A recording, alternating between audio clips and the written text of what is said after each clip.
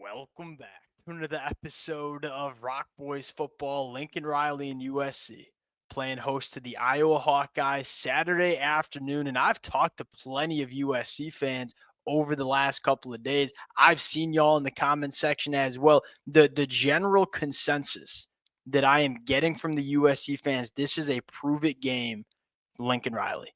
What I mean by that is, hey, we're year 2 in the Big Ten. We're year 4 into Lincoln Riley's tenure. It's a very quality Iowa team coming to the Coliseum. This is a game that we expect USC to win.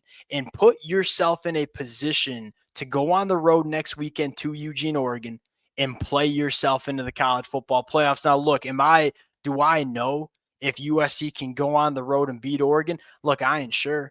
But you want to put yourself in that spot to have that opportunity. And that starts with beating Iowa on Saturday afternoon. And I want to get into what are some of the most important things USC needs to get done in order to get past Iowa, because it ain't no mystery, man. Like we know what Iowa's going to go on the road and try to do. They're going to try to run and play that Iowa style.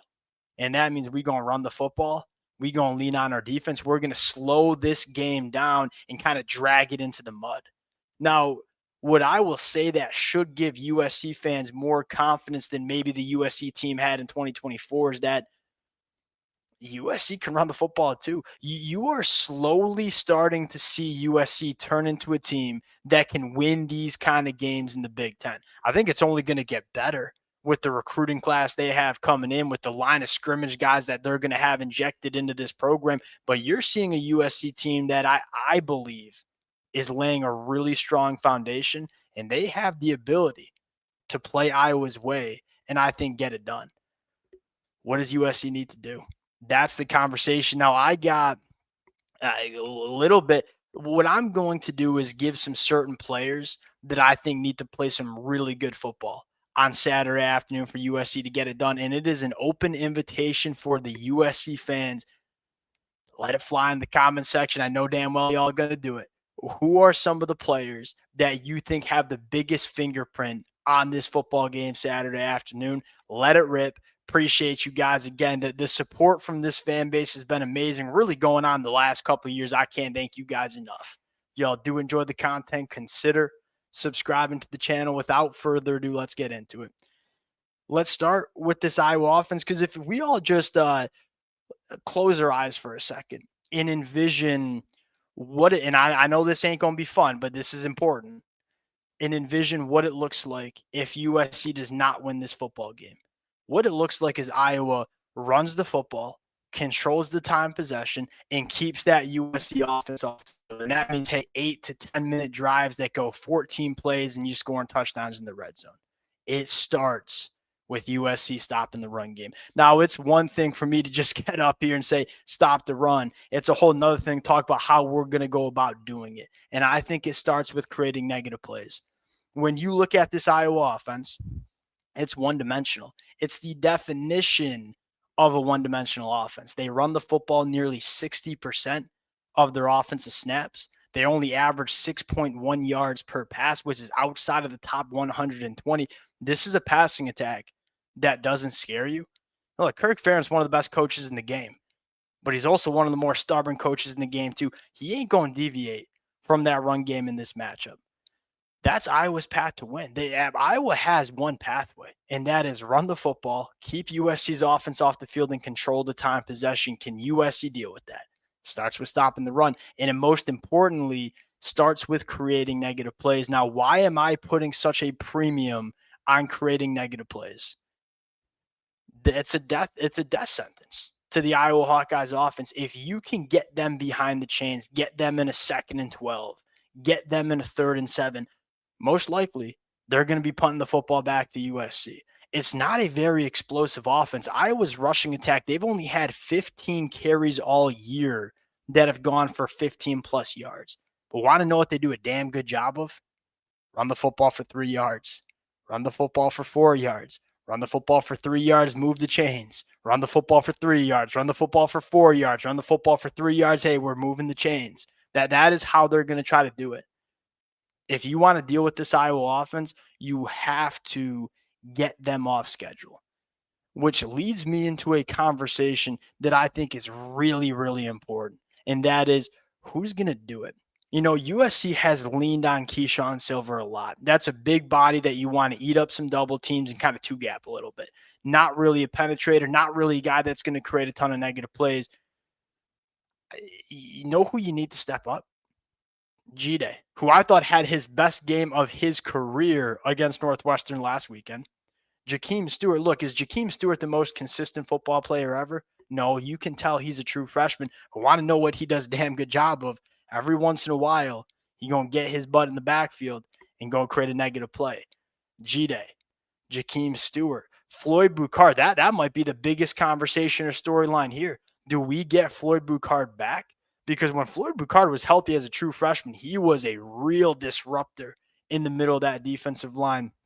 When we look at the box score at the end of this football game, and if we see 7 or 8 TFLs, that tells me USC won the football game. If we don't see that, if we see USC only have 2 or 3, that tells me Iowa stayed on schedule. That tells me Iowa was able to maintain and create those long drives that USC wants to avoid. Creating negative plays is going to be a priority. And hey, you can lean on your linebackers too. When Eric Gentry's at his best, he's getting behind the line of scrimmage and creating negative plays too. Eric Gentry may be the most important player in this football game. Number 2, I'm very interested to see how Dan Lynn attacks this with scheme. We've seen Coach Lynn throw a bunch of different things out there. We've seen 5-man fronts. We've seen 3 linebacker sets. I wonder what USC's approach is to deal with this Iowa rushing attack, because what did Oregon do? And they did a very successful job. They threw that 5-man front out there and said, hey, we're going to put 5 down linemen on the line of scrimmage. That's how we're going to handle some of that outside zone and stretch. Does USC decide to do that? Do they decide to go with 3 linebacker sets and get Jaden Walker on the football field? Do they start walking in a safety to add another hat to support the run game? There's a bunch of different things schematically that you can do. I'm very interested to see how Coach Lynn attacks it. Because here's one thing that I don't think you need to worry about, and this is really what kills Iowa. When you don't have a passing attack, it becomes pretty dang easy for Coach Lynn to scheme it up, because we're only really worried about the run game. We don't really have a ton of respect for Iowa pushing the ball down the field, because 1, they don't really try to do it. Number 2, they ain't really all that good at doing it either. It's where it starts. So the biggest storyline in the game is, how do you stop this Iowa offense? How do you stop specifically the run game? And how do you avoid Iowa having those long sustained drives where you're keeping USC's offense off the field and you're slowing down that game? Because that's how Iowa wants to play. Quite frankly, that's the only way Iowa can win. Look, if we start seeing a bunch of possessions and this thing gets into a shootout where USC gets to 35 points, Iowa ain't winning that football game. I can tell you that. I can promise you that. Offensive side of the football. Look, I don't want to just focus on stopping this Iowa rushing attack. The other storyline is that this is an Iowa defense that's legit. They're only allowing 14.5 points per game. That's 5th best in the country. 4.2 yards per play. That's 7th best in the country. Very good against the run. Very stingy in the pass. They are top 15 in almost every defensive metric you look at. A very Iowa fashion. How does USC plan to attack it? Look, I don't know. I mean, I will give Lincoln Riley, when it comes to scheme on offense, I'm going to take a backseat. I'm going to sit my butt down and just let Lincoln Riley cook, because he's the best in the game. What I do think is really important is explosive plays.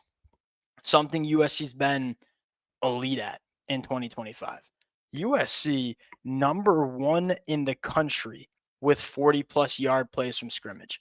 Top 10 in the country with 20-plus yard plays. It is a very, very explosive offense. And the reason I bring that up is Iowa, they know they're not explosive. They're more efficient. They want to go 4 yards. They want to go 4 yards, 3 yards, move the chain. USC, you want to lean into the explosiveness. Look, it's hard to go 14 plays and execute on this Iowa defense. They're very good against the run. They're very, very good in those zone coverages that they like to run. It's hard to execute 14 straight plays without taking a negative play, without taking a sack, without turning the football over. Got to find the explosives. This is where, I mean, Mekhi Lemon, Jacoby Lane, Jaden's playmaking ability, and King Miller at the running back spot. I mean, you go to USC's offense and say, look, there are guys that can change games. There are guys that USC has that, quite frankly, Iowa just doesn't. Now, is King Miller the perfect running back? No. Like, King Miller has his flaws, but one thing you love about King Miller is his ability to hit the home run, his ability to go for 40 plus. We've seen it routinely from this kid in 2025. That's really important. Iowa does have a smaller defensive back room. You should give Jacoby Lane some opportunities to go vertically down the field and go make plays for you. How many times can you manufacture touches for Mekhi Lemon in space and make people miss? Because there is one advantage USC has from a personnel standpoint. They're faster. This is not a slow Iowa team, but I don't know if they have the athletes in space to deal with Mekhi Lemon. Give him those opportunities. And then lastly, two other things I want to mention. One, you have to take care of the football. We have seen Jaden make some untimely mistakes. He's been a hell of a lot better than he was in 2024. Massive growth in that department. This is not a game where you can afford to create turnovers or give Iowa turnovers, because one, it's the most opportunistic defense over the last 10 years. When they have chances to change games on defense, they normally do. It's the reason why they've won so many games.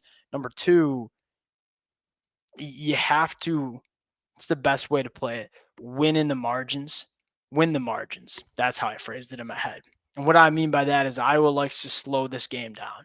And they like to, hey, we're going to try to grab value in special teams. The less drives in a football game there are, the more special teams matters. The more you can grab an edge when it comes to special teams. Iowa historically elite on special teams. We very rarely talk about special teams because I don't think largely they're a massive deal.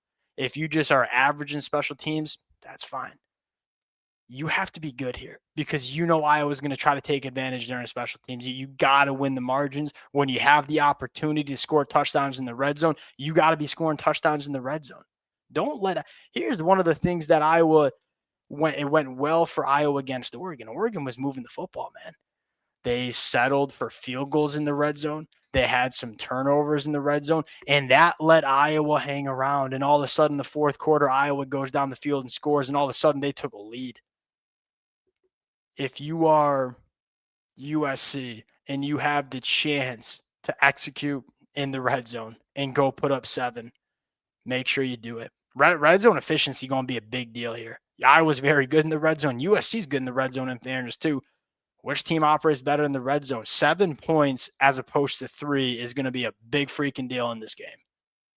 Close it out there. Appreciate you guys rocking with it. If y'all do enjoy the content, consider subscribing to the channel. We'll talk to y'all later.